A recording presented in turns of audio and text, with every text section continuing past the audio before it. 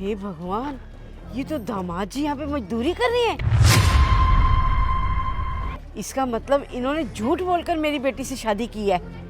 ये तो कहते थे मैं बहुत बड़ी कंपनी में काम करता हूँ और ये यहाँ पे मजदूरी कर रहे हैं। छी! अभी अपनी बेटी के पास जाकर ना उसे सारी सच्चाई बताती हूँ, दामाद जी क्या करते हैं। अरे आ गए आप, थक गए होगे ना? हाँ यार, काफ़ी थक गया हूँ। एक काम करो ना, एक बढ़िया से चाय पिला दो। हाँ, मजदूरी करके थकान तो हो ही जाती है। कैसी मजदूरी यार, ऑफिस से मैं बहुत काम था आज, पता है। इतनी सारी फाइल्स देखना बहुत मुश्किल हो जाता है। एक काम करो, एक बढ़िया सी कड़क चाय पिला देना, ठीक है? वाह ईशान, आप कितनी आसानी से झूठ बोल लेते हैं ना। झूठ? कैसा झूठ? रुको जरा, मम्मी जी जरा बाहर आना। अरे सासू माँ, आप यहाँ आई हैं? नमस्ते। बस बस दामाद जी, रहने दो। ये सब ड्रामा करने की ना जरूरत नहीं है। पहले ये बताओ, ये मजदूरी कब से कर रहे हो तुम? मजदूरी? कौन सी मजदूरी? मैं कहाँ मजदूरी कर रहा हूँ? देख रही है कैसे सफाई से झूठ बोल रहे हैं। दामाद जी, मैंने अपनी आंखों से देखा है आपको बाहर मजदूरी करते हुए। अब जल्दी से बता दो कि ये मजदूरी कब से कर रहे हो आप? सासू माँ, कैसी बातें कर रही हो आप? मैं भला मजदूरी कहाँ कर रहा हूँ? देखो, इन कपड़ों में मजदूरी करूँगा क्या मैं सच बोल रहा हूँ। मैं ऑफिस से आया हूँ अभी।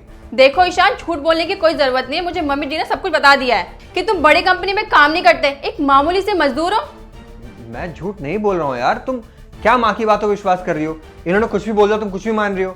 मेरी बात का विश्वास करो। देखो दामाद जी, ऐसा है, अगर आप मजदूरी नहीं कर रहे थे ना तो मेरे साथ अभी चलो और पूछवाओ उस ठेकेदार से कि आप वहां मजदूरी नहीं करते।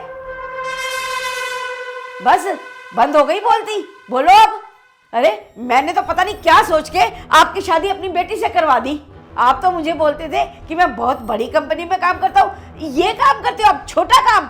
ये जो आपने हमें झूठ बोला है ना, इसके लिए तो मैं आपके ऊपर केस करूंगी।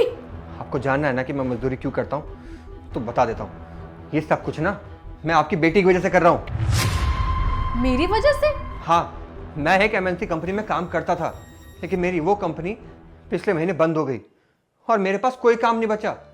लेकिन मुझे घर तो चलाना था ना, और मैंने पूजा को वादा किया था कि मैं उसकी सारी ख्वाहिशों को पूरा करूंगा। माँ जी, पिछले 2 हफ्ते से मैं जगह जगह जाके इंटरव्यू दे रहा हूँ, लेकिन मेरी किस्मत तो देखो, मुझे कहीं जॉब मिल ही नहीं रही है। और मुझे घर भी तो चलाना है। पिछले 1 महीने से घर पे खाली बैठा हुआ हूँ, तो कुछ ना कुछ तो करना ही है ना मुझे। इसलिए मुझे वो मजदूरी का काम मिला तो मैंने कर लिया, क्योंकि मुझे अपनी बीवी को खुश रखना था, उसकी सारी ख्वाहिशों को पूरा करना था। ईशान, इतनी बड़ी बात हो गई थी, आपने मुझे बताया क्यों नहीं? अरे मैं भी जॉब कर ली थी, हम लोग मिलके जॉब करते। यार, मैं तुमसे कैसे काम करवा सकता हूँ?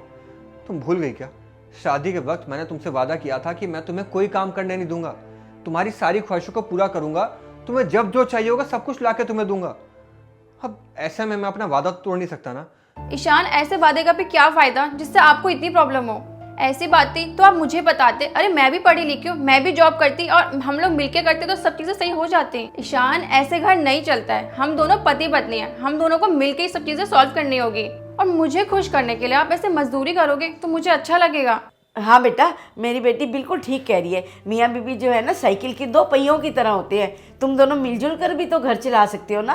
और ऐसे अगर आप मजदूरी करोगे तो ना इसे अच्छा लगेगा ना मुझे अच्छा लगेगा। और बेटा, हो सके तो मुझे माफ़ कर देना, मैंने आपको देखकर ना जाने आपको क्या क्या सुना दिया। नहीं, आप माफ़ी मत मांगिए।